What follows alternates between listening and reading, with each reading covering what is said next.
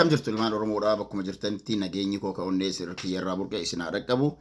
Yeroon ammaa Oromoodhaaf akkuma beekamu yeroo baay'ee murteessaa fi akkaan barbaachisaa ta'ee fi ilmaan Oromoo namni Oromummaa qabu tokko saba isaatiif sagalee itti ta'uu fi Oromoon ammootu rakkoo olaanaa keessa jirudha. Kanaaf Oromoodhaaf sagalee ta'uun kallattii hundaan baay'ee barbaachisaa fi murteessaadha. Karaa Feesbuukii, peejii Feesbuukii fi akkasumas ammootu Tiwutara.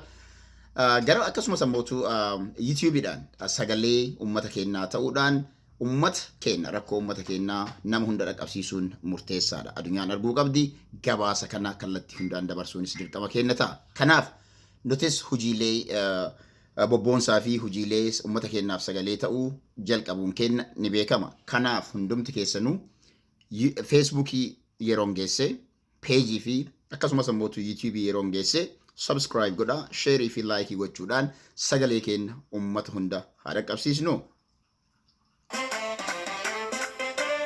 Masaraa mootummaa keessaa nama qabna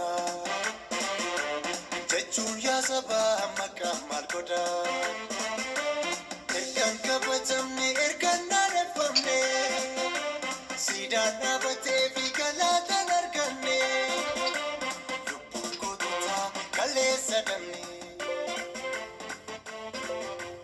Masaraa mootummaa keessaa nama qabna jechuun yaa sabaa maqaa maal godha.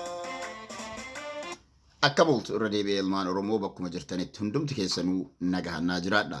Yeroon ammaa yeroo uummanni Oromoo sadarkaa hamaa ta'een yookiin ammootu ilmaan Oromootiin bulfamaa, ilmaan Oromootiin dhiitamaa itti jirudha. Kanaaf ilmi Oromoo kan Oromummaan itti dhagahamu kamuu yeroon sagalee uummata isaatiif ta'u amma. Kanarraa kan ka'e kallattiilee sooshaal miidiyaatiin hojii hojjennu cimsinee itti fufuudhaaf yeroon kun barbaachisaa akka ta'e namuu ni hubata.